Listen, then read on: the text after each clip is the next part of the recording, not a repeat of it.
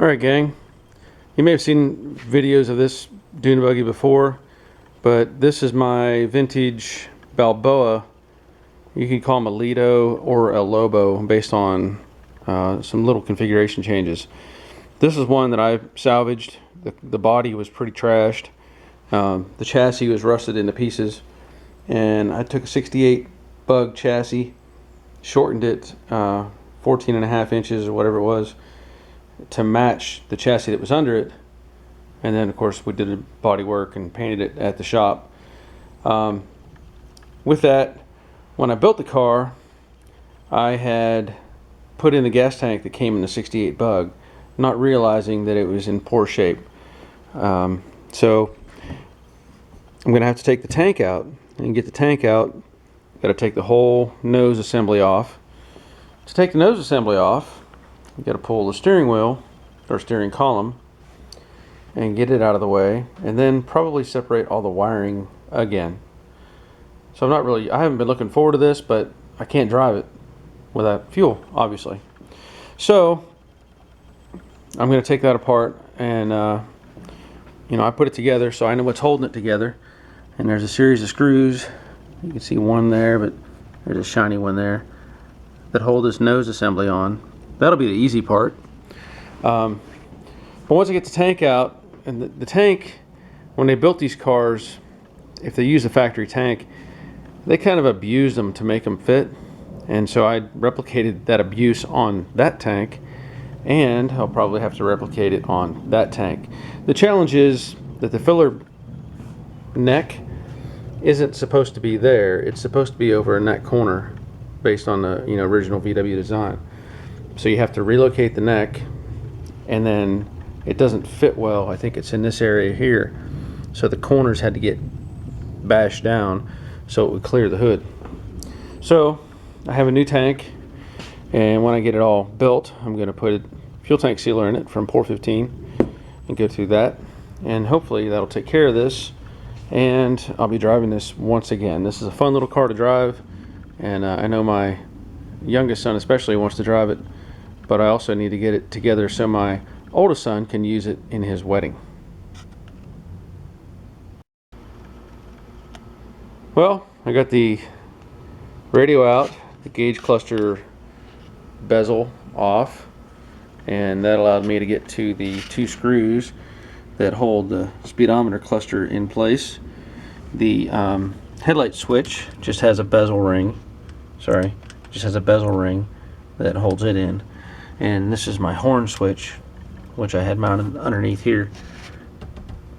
But now that I've got all those components out of the way, and there's no wiring that's going to hold me up, I can take the screws out of the dash hood assembly, as I showed earlier.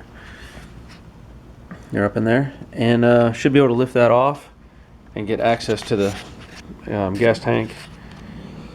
Just took a bit of effort to get this apart. These cars are not real big, and I had to lay down upside down on this mat with my head up underneath the column and cut and separate things, but that's all part of it. If you want to have one of these, you got to learn how to work on them. And that's what it looks like with the front end off.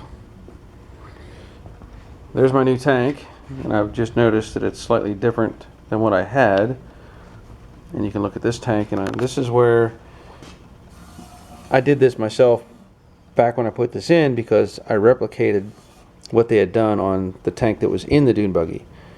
And this would have been how they just kind of abused it into shape. But the problem is, if you leave that sit up high, then the hood will hit it. So the choices would be to do that, or go overboard and cut it and weld it and all kinds of stuff, when this really, other than appearance, doesn't really hurt anything. This tank also had a high spot here, and my new one doesn't. And I do notice one big difference. The filler neck, which is, I have to put in anyway, a little bit more of a challenge down here because of this dip. So I'm going to have to find my location, make a hole, and probably fab in some metal anyway, and then crimp off or cut off and weld shut, one of the two, something.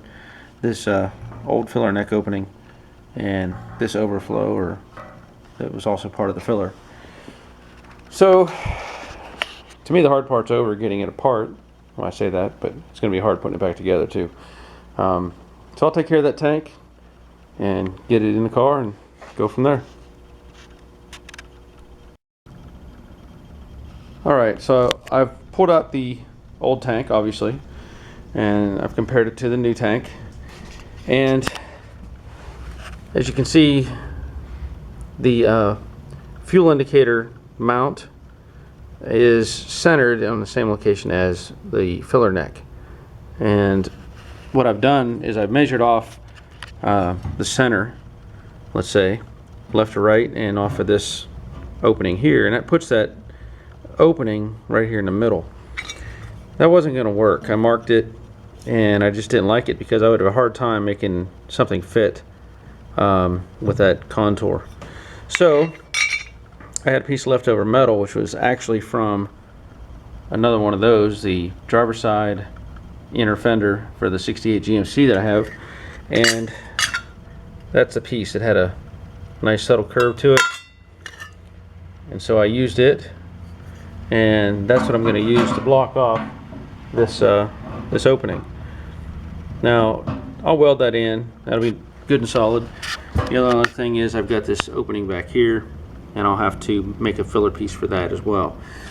Once that's in place, then I can go back to measuring and laying out my pattern, and I'll cut a hole in this for that filler neck. I'll just transfer that one onto this. And then I still have to close these off, like I said, and line the tank. And I had taken a framing square and laid across this surface when I had it on the buggy, and you can see, whoops, you can see those are my indicator lines right there on both sides. And with that, I laid in the new tank, and it's still too high. I'll have to knock that edge down right there, just like I did on this other tank. But it's not a big deal, and nobody will ever see it, and it's not going to hurt the integrity of the tank. So I'll just continue on. And here's a little more progress. I took the old filler neck out of that other tank, and I'd actually taken it out of the first tank that I had, and they had brazed it in. But when I put it in that tank that I was using, I used JB Weld, and it worked fine. It held it in great. I had to grind off all that material to get this out. So all I did was find my center. I did some measuring on the buggy in the old tank and make sure it's where it's going to go. Drew an outline, and then I took a drill and drilled the perimeter. And then what I'll do is I'll take the drill and I'll angle it back and forth in the holes and work those edges down until I finally break it out. And then I'm going to take what I call a rotary file, some people call it a burr, and I will break the edges down. Maybe I'll use a file, something like a half round file, something like that, just to get the shape down. And then I've also made a little filler for this neck opening, and I'll weld that on. And this one over here, I'll probably just crimp it flat and weld an edge on it. And this, when I go to put it in, once it's set down in that hole, I may put a couple of tack welds on the perimeter and then come back with some JB Weld. This is 4 fuel tanks, this particular mix, let's say, and seal that up real good.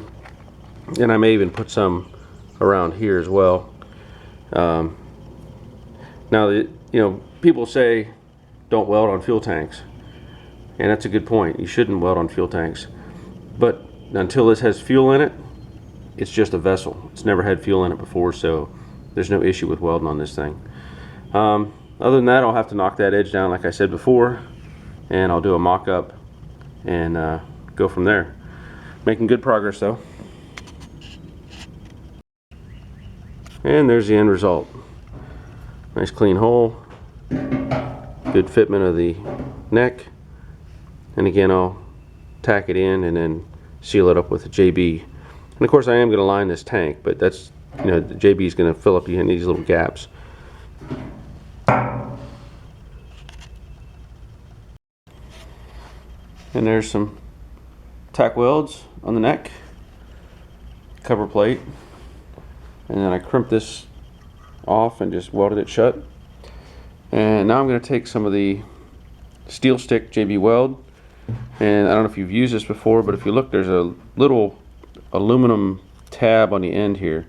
Pull that back, that exposes the other part of the mix.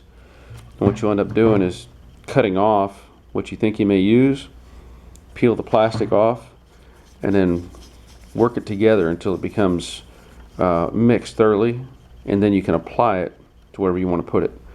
Pretty cool stuff. I like it. I've used it before. Well, the working time on the JB Weld is only about 6 minutes, and I did several passes. I did the neck first, and that's already getting hard. I wrapped around that neck as well, because I don't expect it to leak, but I'm not taking any chances because it's too much work to change this thing. So I do have Pour 15 Marine Clean, fuel tank sealer, and metal ready. Now, from what I've read on these, you know, you want to clean the tank with hot water and this mix, prep it with that mix, and then dump that in. And they're very specific about having it, you know, no rust and dry and all these different things. This is a brand new tank, so I'm probably going to do it, but I don't know that I really need to put that on because that's supposed to treat the rusted metal and whatnot. But I'll follow their steps, and this is going to take, from what the instructions show me, it's going to take probably till tomorrow that it's done. But that's the way it is. So that's probably all I'm going to show you on this one, because I don't have time to show you all the other stuff on the Pour 15.